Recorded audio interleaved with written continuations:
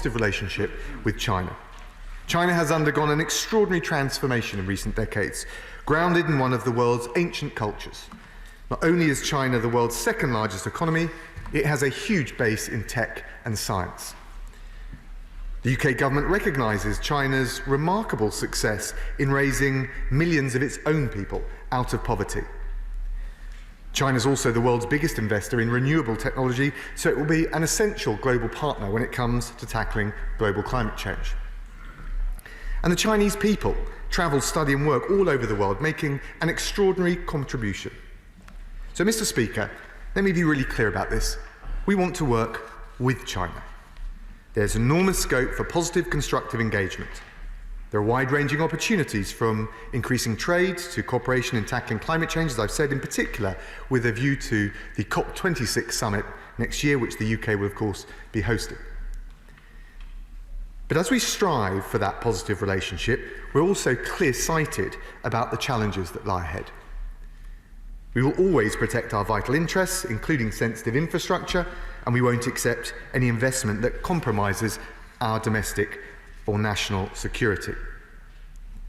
Mr. Speaker, we'll be clear where we disagree, and I have been clear about our grave concerns regarding the gross human rights abuses being perpetrated against the Uyghur Muslims in Xinjiang.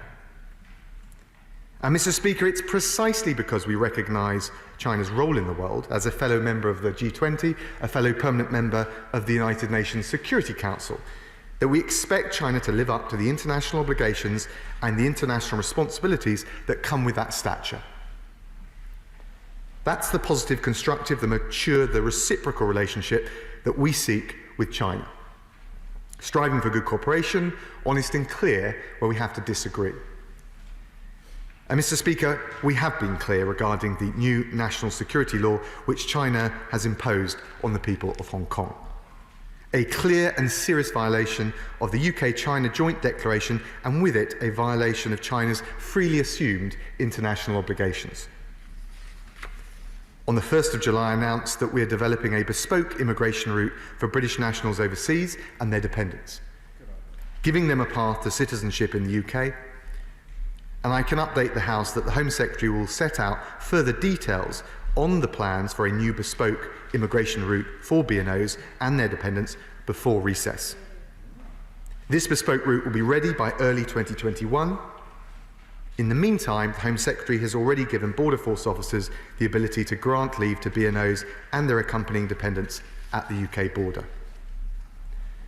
Mr. Speaker, beyond our offer to BNOs, today we are taking two further measures, which are a necessary and proportionate response to this new national security legislation, which we've now had the opportunity to assess very carefully.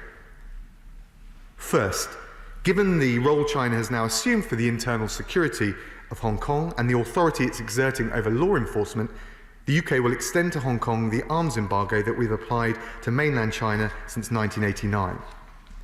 To be clear, the extension of this embargo will mean there'll be no exports from the UK to Hong Kong of potentially lethal weapons, their components or ammunition.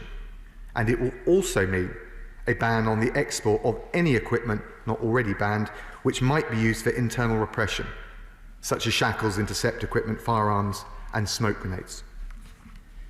Mr. Speaker, the second measure relates to the fact that the imposition of this new national security legislation has significantly changed key assumptions underpinning our extradition treaty arrangements with Hong Kong. And I have to say, I'm particularly concerned about Articles 55 to 59 of the law, which give mainland Chinese authorities the ability to assume jurisdiction over certain cases and to try those cases in mainland Chinese courts. Mr. Speaker, the national security law does not provide legal or judicial safeguards in such cases, and I'm also concerned about the potential reach of the extraterritorial provisions. So I have consulted with the Home Secretary, the Justice Secretary and the Attorney General, and the government has decided to suspend the extradition treaty immediately and indefinitely. And I should also tell the House that we would not consider reactivating those arrangements unless and until there are clear and robust safeguards which are able to prevent extradition from the UK being misused under the new national security legislation. Mr. Speaker, there remains considerable uncertainty about the way in which the new national security law will be enforced. I would just say this: the United Kingdom is watching, and the whole world is watching. And in the last few weeks, I've been engaged with many of our international partners in a concerted dialogue about how we should best respond to the unfolding events that we're seeing in Hong Kong. On the 8th of July, I spoke with our Five Eyes Foreign Minister partners. We agreed on the seriousness of China's actions and the importance of pressing Beijing to meet its international obligations. I welcome the fact that Australia, Canada and the US have taken a range of measures with respect to Hong Kong, including variously export controls and extradition, as we are taking today. I also discussed the situation with our European partners, including Josep Borrell, the EU's High Representative for Foreign Affairs, and the UK government also welcomes the EU announcement on the 13th of July, which sets out further proposed measures in response to the national security legislation. A number of our international partners are also considering what offers they may be willing to make to the people of Hong Kong following the UK offer in relation to BNOs. And so I can reassure the House we will continue to take a leading role in engaging and in coordinating our actions with our international partners as befits our historic commitment to the people of Hong Kong. Mr. Speaker, as I said at the outset, we want a positive relationship with China. There's a huge amount to be gained for both countries. There are many areas where we can work productively, constructively, to mutual benefit together. For our part, the UK will work hard and in good faith towards that goal. But we will protect our vital interests. We will stand up for our values, and we will hold China to its international obligations. The specific measures I've announced today are a reasonable and proportionate response to China's failure to live up to those international obligations with respect to Hong Kong, and I commend this statement to the House. We now come to Shadow Foreign Secretary Lisa Nandy. Thank you, Mr. Speaker. And can I thank the Foreign Secretary for his statement and for advance sight of it? And can I be clear that we strongly welcome both of the measures that he has announced today? He is right to ensure that Britain doesn't allow our exports to be used against the people of Hong Kong. And can I thank him warmly for taking this step forwards? I am particularly glad that the government has listened to my honourable friend, the Shadow Secretary of State for International Trade, and suspended the export of surveillance equipment to go alongside the suspension of the export of crowd control equipment, which was demanded of the government by the Labour opposition last year. Will he go further and also review the training of the Hong Kong police by the Royal College of Policing and other UK police forces to ensure that we are playing a part in helping to uphold and not suppress the rights of the people of Hong Kong? Can I also welcome the indefinite suspension of the extradition treaty and the safeguards that he announced today? It affords protection to the Hong Kong diaspora community here in the UK, and particularly to the brave young pro-democracy activists who I recently had the pleasure to meet. We believe it is vital that the world shows a coordinated front on this. And I was heartened to hear that he'd had discussions with our Five Eyes partners. Canada, Australia and the USA have already taken this step. Will he speak to other key allies, including Germany, to ensure there is a coordinated international response? He also made no mention of our Commonwealth partners. Has he reached out to those Commonwealth countries who have extradition treaties with Hong Kong to ensure that BNO passport holders and pro-democracy activists can travel freely without fear of arrest and extradition? Mr. Speaker, there are a number of other steps that the Foreign Secretary could take. He made a commitment today that the UK will not accept investment that compromises our national security. Can he confirm then that this will extend to the proposed nuclear power project at Bradwell? And can he tell us what assessment the government has made of the security implications of Sizewell C? Elections are due to take place in Hong Kong in the autumn, and we are concerned that, just as in the case of Joshua Wong, the Chinese government may seek to bar candidates from standing. A clear statement from the Foreign Secretary today that candidates selected through the primary process are legitimate and must be allowed to stand in those elections would send a message that, as he says, the world is watching. Can I also ask him to work internationally to ensure independent election observers are allowed into Hong Kong in order to oversee those elections. Mr. Speaker, he was a little irritated by my suggestion yesterday that the UK ought to impose Magnitsky sanctions on Chinese officials involved in persecuting the Uyghur people and undermining basic freedoms in Hong Kong. But may I gently say to him that we have known that the Uyghur have been detained in camps since at least 2017. Can I ask him if any work at all has been done on this by the Foreign Office? And given that the USA has already imposed similar sanctions, is he working with our US counterparts to build the case for UK sanctions? And will he discuss this with the US Secretary of State tomorrow when he meets him? Mr. Speaker, he may not have done the groundwork that would enable him to impose Magnitsky sanctions now, but his government does have the power right now to take action. He could, for example, as the US has done, bar CCP officials from the UK. Why hasn't he done it? The Chinese ambassador said yesterday that he reserved the right to take action against British companies. What discussions has he had with British companies operating in China to offer advice and assistance? I've asked him a number of times whether he's had discussions with HSBC and Standard Chartered about their stated support for the national security law. He must condemn that support. We should be showing the best of British business, not the worst of British business to the world.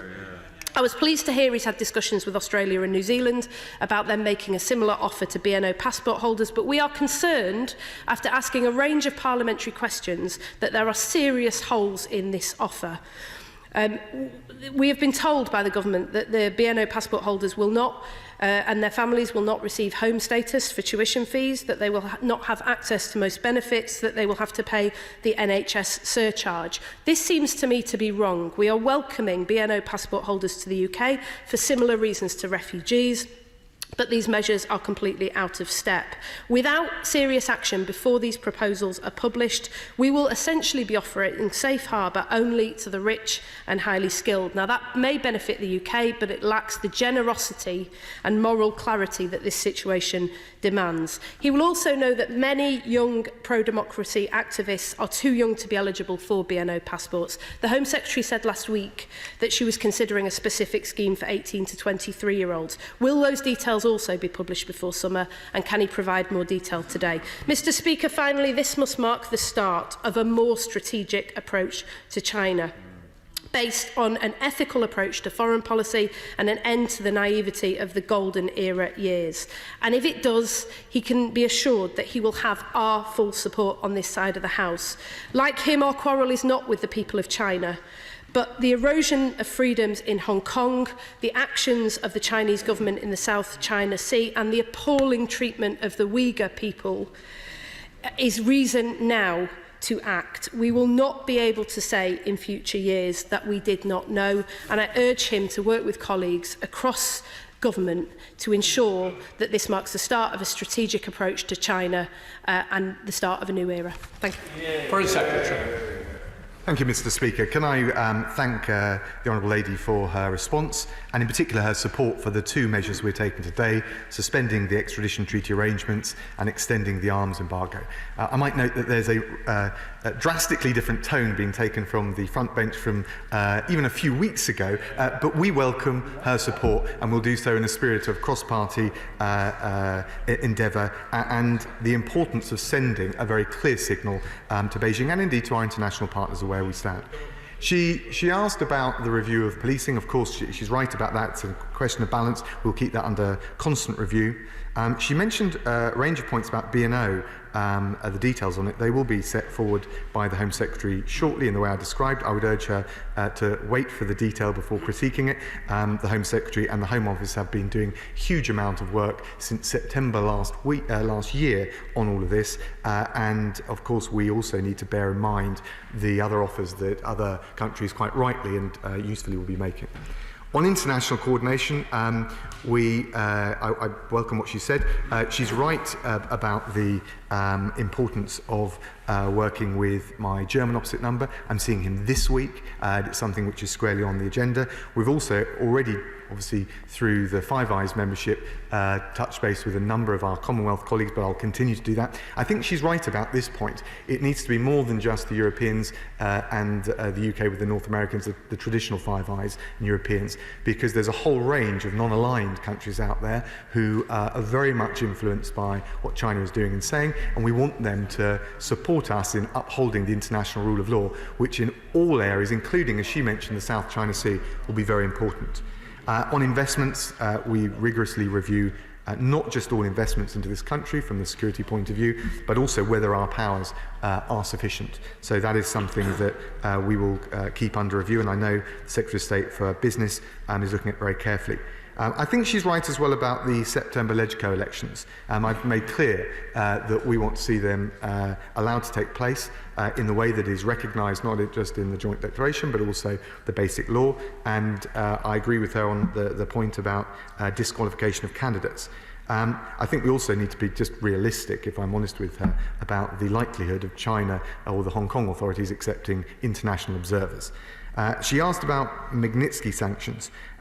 It's not the case. She's simply wrong to say that we haven't done our homework on this. We've done our homework since August of last year, which is why we could introduce those sanctions for the situation with Jamal Khashoggi, Sergei Magnitsky and North Korea.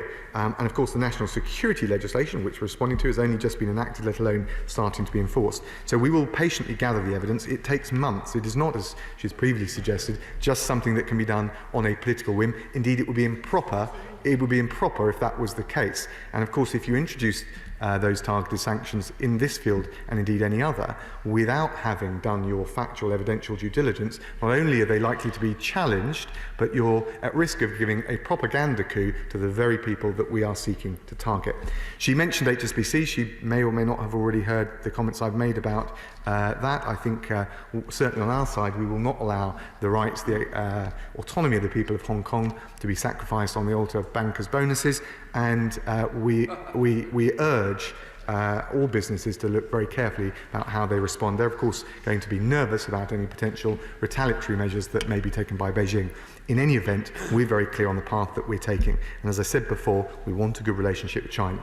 I think it's very important that we have a balanced, open debate about this in the House, recognise the opportunities of a good relationship with China, but be clear-eyed, as this government is, about the risks and what we do to protect against them.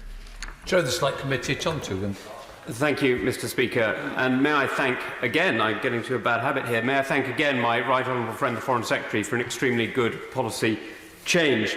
This makes the fifth, by my count, that he's backed the Foreign Affairs Committee on, which is the strategic alignment of the departments, BNOs overseas, Magnitsky's protocols generally, and foreign ownership control overseas. Now, this is actually claiming credit slightly for his work, because he was so instrumental in many of these things from his time on the backbenches.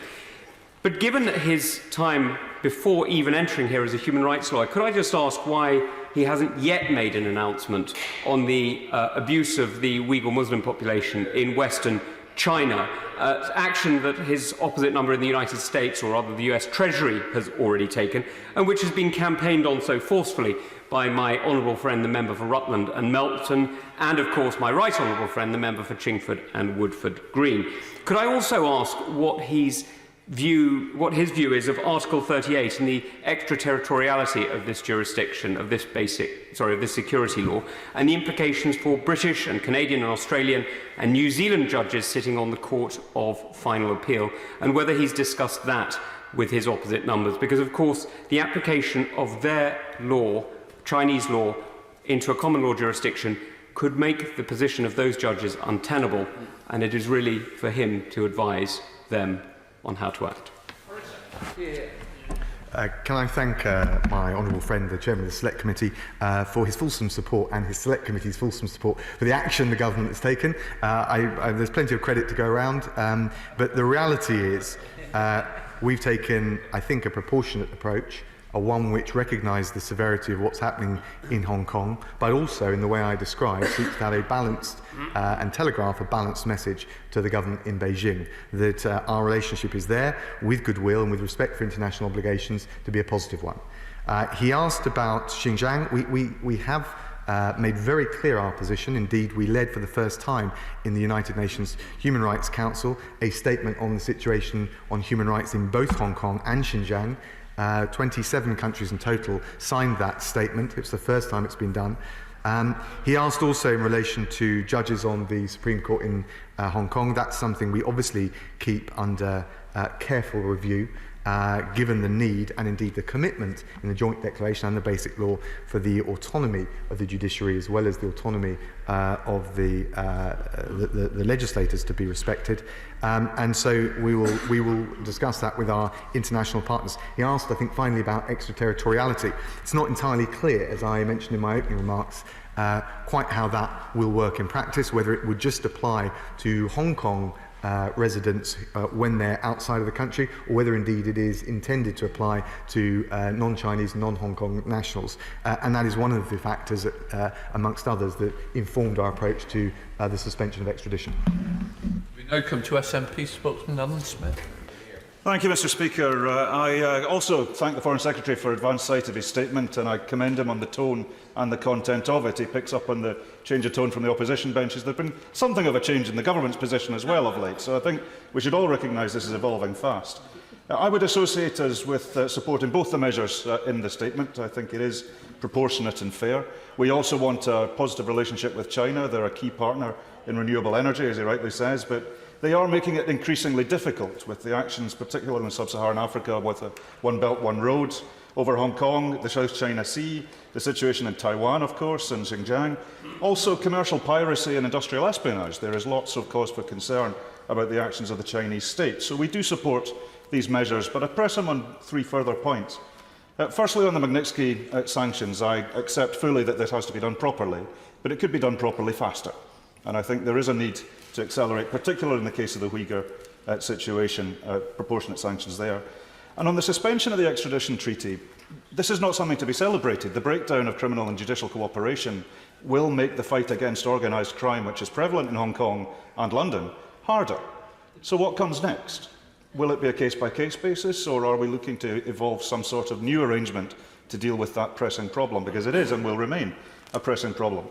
And on students, which is where I think this debate will get to quite quickly, Stirling University, my constituency, and universities up and down the UK and Scotland, welcome thousands of Chinese students, and we value academic freedom, and we're glad to see them here.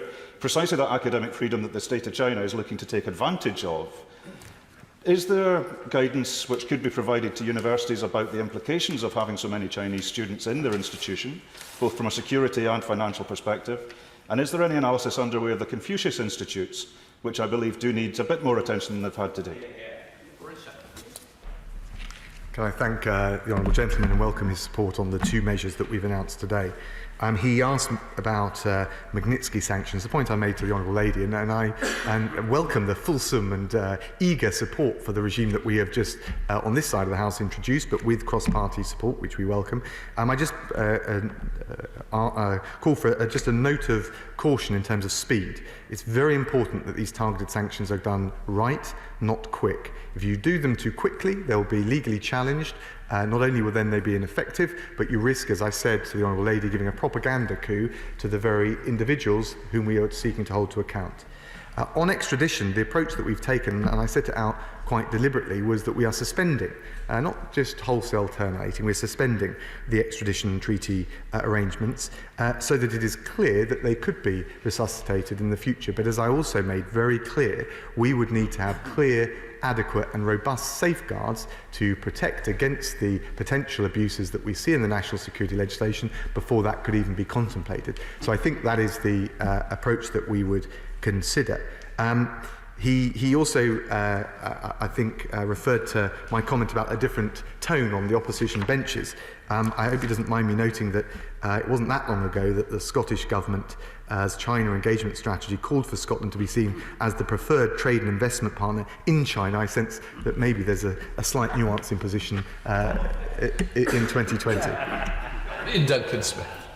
Mr. Speaker, can I unreservedly welcome my right honourable friend's statement today? He's taken the right decision. We've had good cause to suspend the extradition treaty, and I will now withdraw my amendments to the extradition bill. Not that that's been keeping him asleep at night, I expect. But I just want to also associate myself with my honourable friend, the chairman of the Select Committee, on the issue of the Uyghurs and follow on things that we may do. And it is true that he's right that he has to be very careful on the legal elements of what he does with regards to sanctions on individuals now that we've created the Medici changes. But the issue really is that the Uyghurs and the Inter-Parliamentary Alliance on China published the report on the forced sterilisation of the Uyghur women a few weeks ago, and there are lots of evidence now of those officials who are involved in it. Could I encourage him, in line with many of my honourable friends and those on the other side of the House, to do what he can to accelerate officials to look at this urgently and to look at the Uyghur elements that we may force sanctions on those responsible, and on Hong Kong, on people like Carrie Lam and her predecessor, Mr. Leung, as well now. Thank you, Mr. Speaker. Can I thank him for his support for the measures today, and also thank him for withdrawing his amendment. Appreciate his magnanimity in that regard. And on Magnitsky, of course, he's raising two different issues, which is one, their application potentially in relation to Hong Kong, secondly in relation to Xinjiang. We, of course, have a process for gathering all of the evidence on all of those potential cases. Obviously, in relation to the national security legislation, that is newly enacted, so that will take some time. But he's right to point to, and I've been reading over the weekend the reports by Amnesty International in 2019 and 2020 on the range of abuses in Xinjiang, the reports by Human Rights Watch between 2018 and 2020 on the mass detention and political indoctrination, and also looking at the United Nations Committee on the Elimination of Racial Discrimination and their report in 2018 around the massive internment camps with no rights. So we are looking at this very carefully, but as he rightly notes, it is important to assess this very carefully, and also it's not just a question of whether the abuses took place, it's whether individual responsibility can be ascribed to someone whom we wish to impose a visa ban or an asset freeze on. Alistair Carmichael. Thank you, Mr. Speaker. It seems somehow wrong to be welcoming a suspension of extradition and exports, but backward steps though these may be, they are necessary, and my party will support them. Never mind, though, the restrictions on exports. When will the government start looking at those materials that we are importing from China? In particular, the materials manufactured by Hikvision, some of the most intrusive surveillance technology to be found anywhere in the world, and which was used widely in Xinjiang province, and which is now being purchased and installed by public and private authorities up and down this country. Will the government look at that in a joined-up way? And on the subject of Xinjiang province, the world is watching, and what we are seeing is absolutely horrific. There was the drone footage at the weekend. Last week there was the interception of a shipment of human hair. I know that genocide is a term of art in law, and that the Foreign Secretary is right to be cautious about its use, but it would make an enormous difference to tackling the issues as far as Xinjiang province are concerned if he would admit from the dispatch box that there are now a growing number of adminicals of evidence to say that that is absolutely what is happening. Hear, hear. Can I thank the honourable gentleman for his typically focused and well-considered remarks, and also thank him for his support.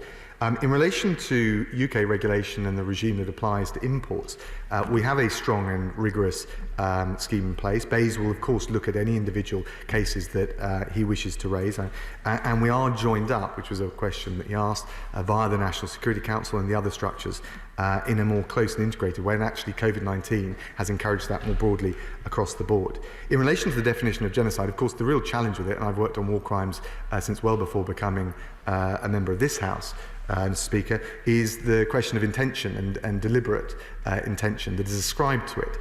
The reality is, as important as that is, and it does bring in with it legal implications which do help the accountability, the reality is it can also distract from the fact that we are increasingly confident, and there is a strong case to answer, as I think the Chinese ambassador was unable to do yesterday on the Andrew Marr show, of systematic human rights abuses. And frankly, what the legal label on it is, to me, secondary to the plight of the victims who are suffering under it. Thank you, Mr. Speaker. I welcome the Foreign Secretary's statement as we develop a new relationship with China. The Foreign Secretary mentioned Uyghurs just once in his statement, but he knows that the whole House is concerned about the human rights abuses taking place in Xinjiang.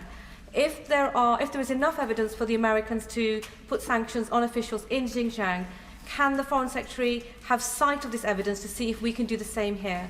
The Foreign Secretary, of course, repeatedly states that the term genocide is a legal term and we need international courts to apply this. But when it comes to the UN and China, the UN is a busted flush. So can I ask the Foreign Secretary whether he would consider convening an independent inquiry for us to collect evidence to see if genocide is taking place in Xinjiang? Can I thank the honourable lady, my honourable friend, for the points that she's made. Of course, one of the points around the Magnitsky regime that we've introduced is that we have already put in place coordination mechanisms so that we can more regularly and generically coordinate with our Five Eyes partners and share information. And actually there was quite a significant overlap, but not exclusively. This is the UK regime in relation to the designations that we've already made. So we are putting in place that coordination. And I think it's a reasonable point. On genocide, I can only repeat the points I've made before, but I have also been clear that this is a gross violation of human rights. And China does need to be answerable and accountable for it. She talked about setting up an inquiry to examine the evidence and to glean it. I think we've got to just be realistic about what China would allow into Xinjiang. And in the absence of that access, I think it's very difficult to see how we could do that. But of course, it's available to all of the select committees in this House, as well as the government in the efforts it does to assess the evidence, to look at that independently of government and indeed the United Nations. Thank you, Mr. Speaker. Anyone who saw the footage yesterday on the Andrew Marr show would have found it chilling. In light of that, when the Foreign Secretary meets with the Secretary of State Pompeo tomorrow, will he raise the implementation of the Magnitsky sanctions on Chinese officials implicated in the persecution of the Uyghur people in Xinjiang? And does the Foreign Secretary agree that imposing sanctions on those individuals involved should be an absolute priority?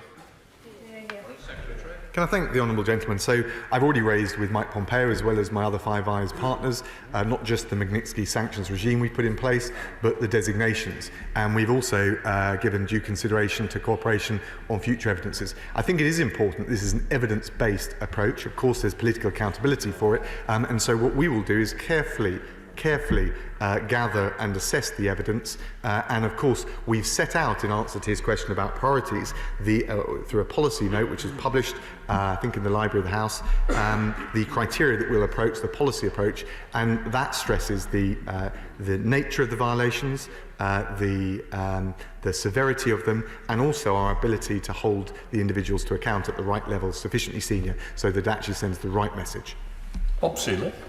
Speaker, I agree with so much of what the Secretary of State is saying, the need for balance, the criticality of China, respect for what it has achieved. But the signal truth is that the China we hoped for is not now the China that we are getting.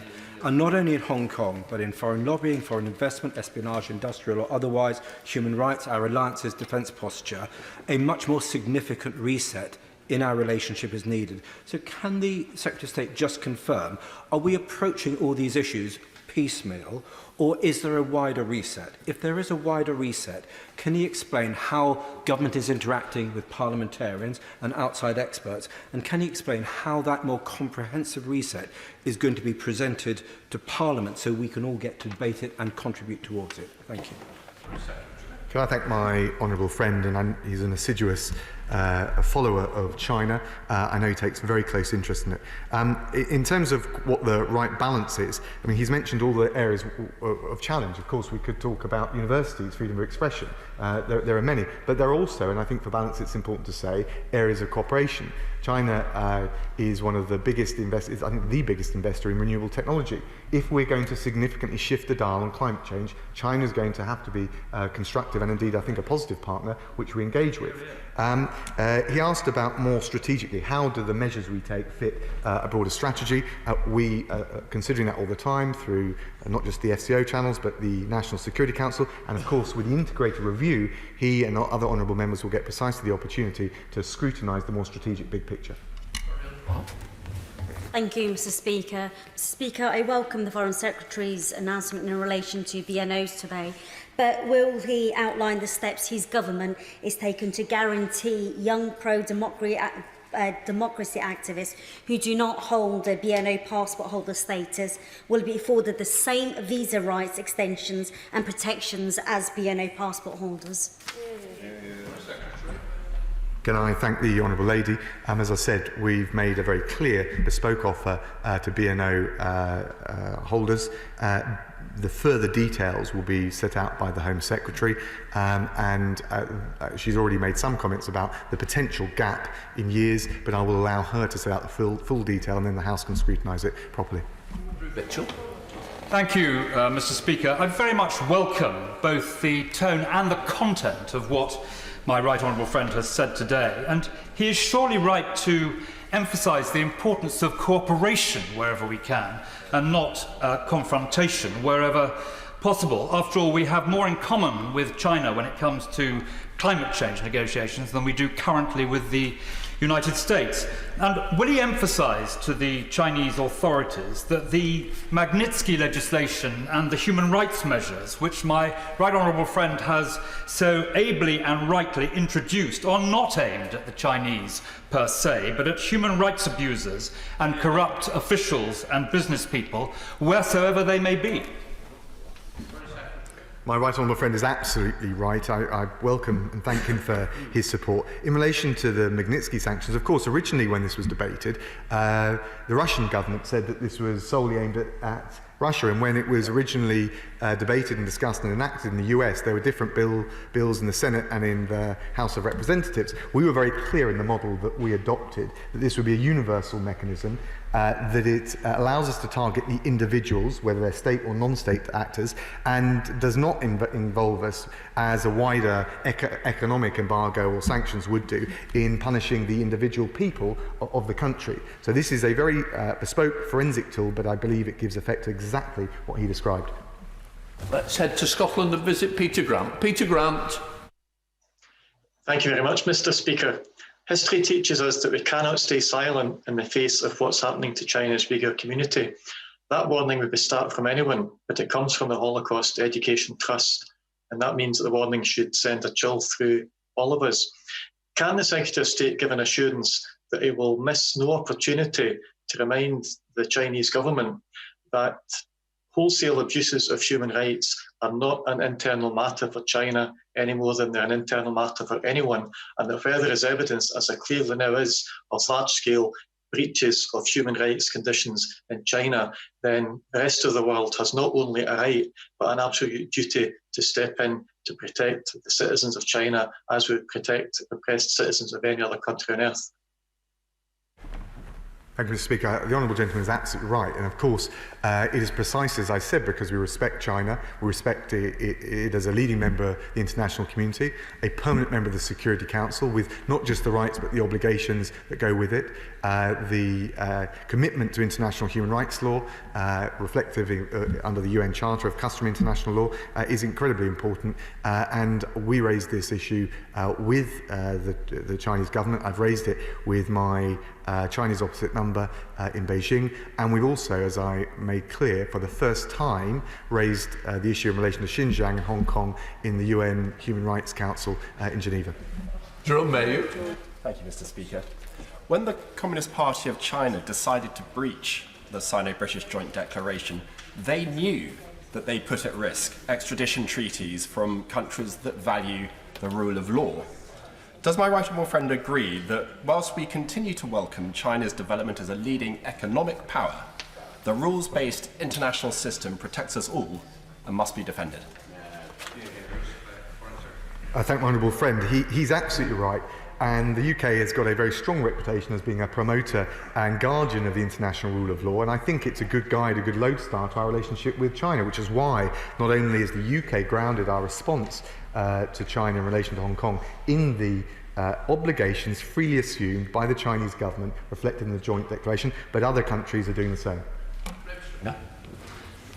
Mr. Speaker, the measures that the Foreign Secretary has introduced to the Commons today, I'm sure are supported by all sides of the House, but I thought its preamble was a little optimistic. I mean, it's quite clear that China and international organisations has the objective of subverting those organisations rather than either trying to change the rules or obeying the rules. Can he be more explicit about how he intends to work with China when they have that attitude of undermining the World Health Organization, the World Trade Organization and other international organisations? Can I thank the Honourable Gentleman? I make no apology for being stubbornly optimistic about global Britain, including in our relations with China, but of course it requires them to live up to their international obligations. I think, though, he makes a very important point about not allowing a vacuum to appear in multilateral institutions. We're talking about that with our US partners, our European partners, across the board.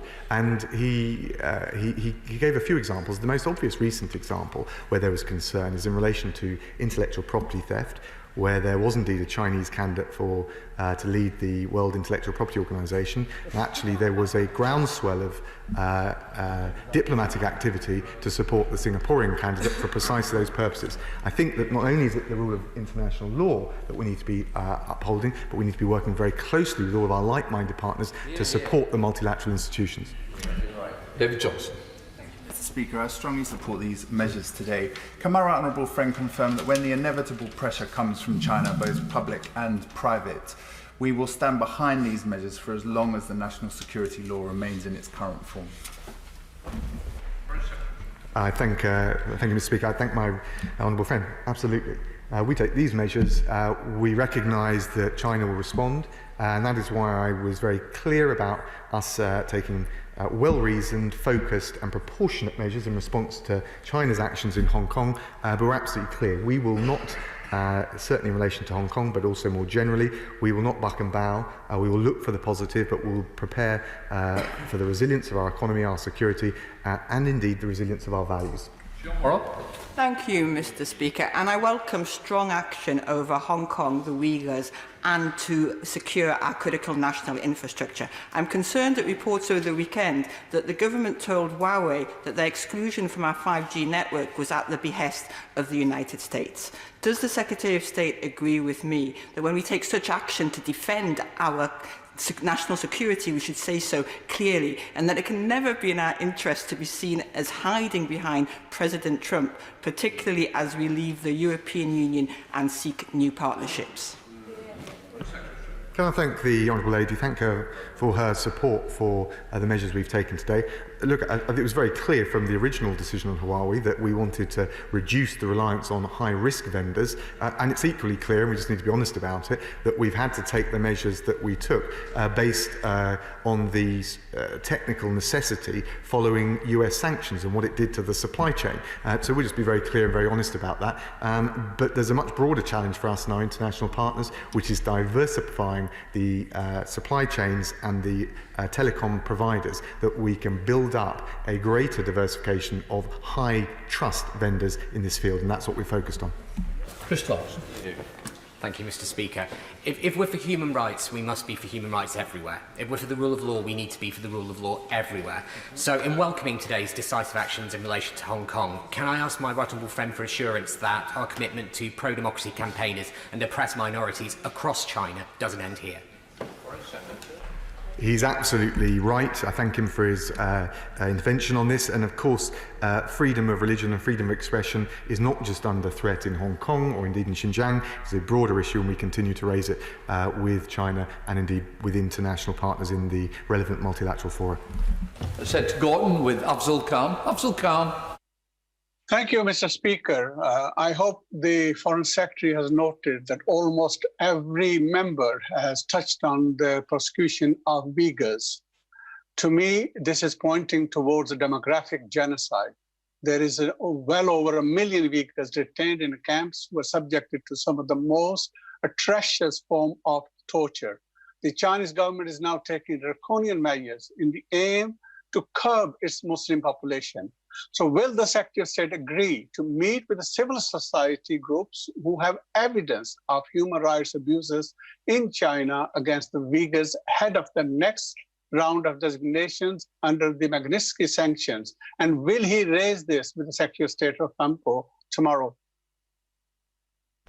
Can I thank the honourable gentleman? And look, he's right to join others in expressing concerns. I made it clear that we regard what's happening in Xinjiang as a gross violation of human rights. I've already referred to the reports from Amnesty and Human Rights Watch and the UN Committee on the Elimination of Racial Discrimination. There was also a report by 11 UN special rapporteurs in November 2019 which raised the issue not just of arbitrary detention but enforced disappearance and torture.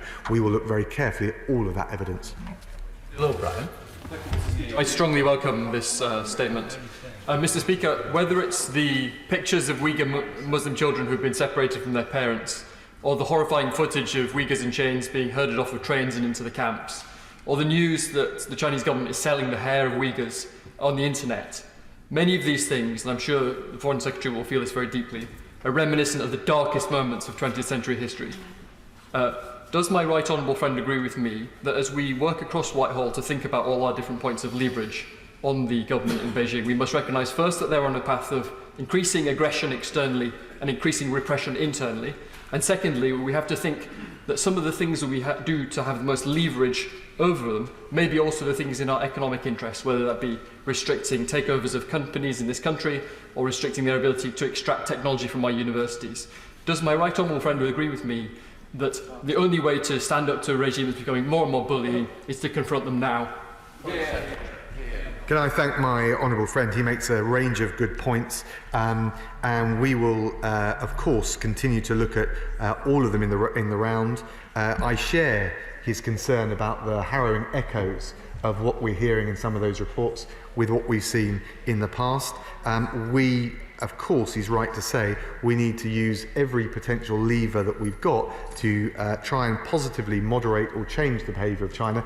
I also think we need to be realistic about the size and the scale of China, and whatever the debate in this House, the likely appetite and disposition, not just of Europeans and North Americans, but the non-aligned countries in the United Nations. We will be at our strongest when we unite people together. Jim Shannon. Mr. Speaker, China stands condemned in the World Court of Rights in relation to their abuse against Christians, against Uyghur Muslims. And this week is the 21st anniversary of the persecution of the Falun Gong, whose followers have been subject to commercial organ harvesting with the knowledge of the state of China, backed up with strong World Health Organization evidential base. So will the Secretary of State outline if he will consider sanctions to impose travel bans and its asset freezes against those involved in serious human rights violations in China against the Falun Gong? Can I thank the honourable gentleman? Of course, as I mentioned before, the challenge will be evidentially not just in terms of establishing the abuses, but the individuals responsible. But we are deeply concerned about the persecution of Christians, Muslims, Buddhists, Falun Gong practitioners and others on the grounds of religion or belief in China, including, I think, with the new national security legislation, the risk that that grip only gets tighter.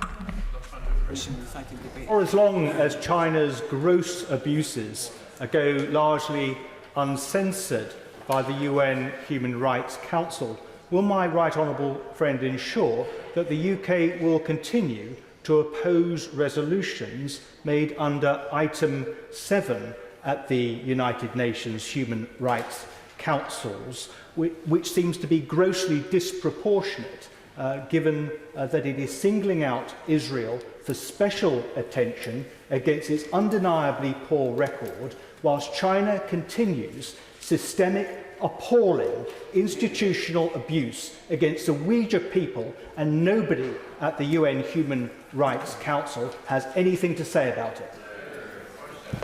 Can I thank my honourable friend, and of course, as I remember well his time as a minister, what a champion of human rights he was. The approach we'll take is to hold the countries to account and the governments to account for the worst human rights abuses, and so far as we possibly can, and he will remember from his time dealing with the United Nations, mitigate and avoid the politicisation of those by governments and others who wish to subvert human rights more generally.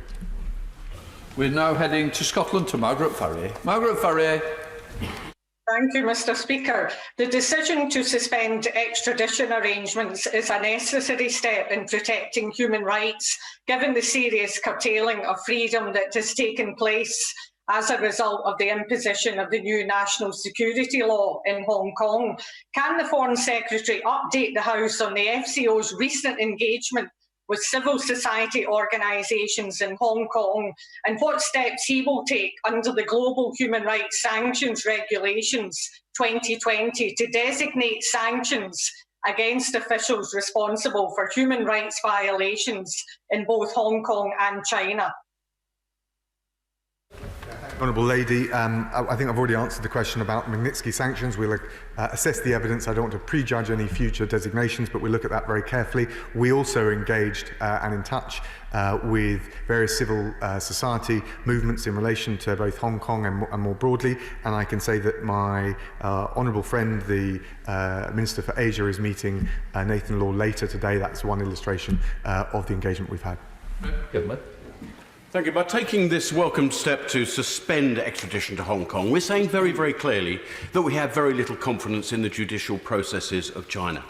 Could my right honourable friend assure me that he will be looking at other extradition treaties that this country has to make sure that there are no halfway house routes that China might exploit to get citizens with whom it disagrees back to Hong Kong or China to face questionable charges? Good point.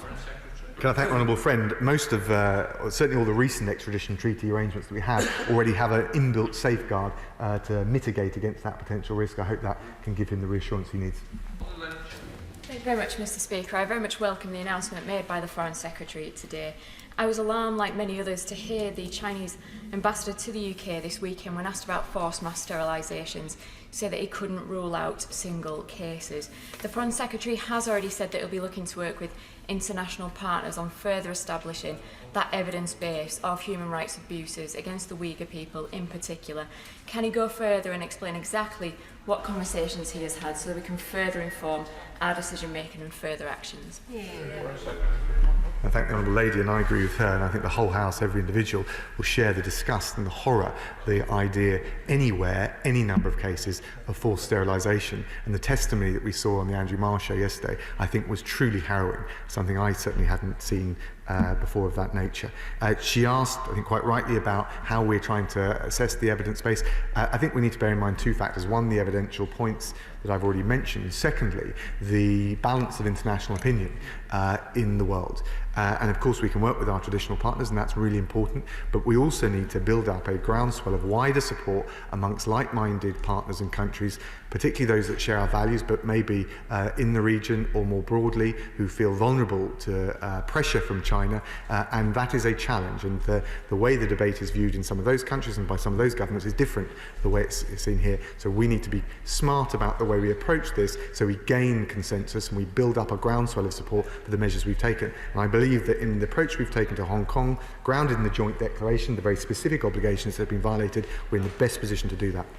Thank you very much, Mr. Speaker. Can I very much welcome this much more robust attitude that we're seeing from the front bench, because whilst he speaks about China's economic rise, it's coincided with the demise in collective sense of duty and responsibility, I believe, of the West. For decades, we've turned a blind eye to China's democratic deficit, its human rights violations, in the hope that it would mature into a global, responsible citizen. That clearly hasn't happened. So can I ask the Secretary of State, is this now the turning point where we drop the pretense that China shares our values, given its actions in the South China Sea, given its veto that it constantly uses at the United Nations, and of course ignoring WTO advice and ensnaring so many poor countries into debt?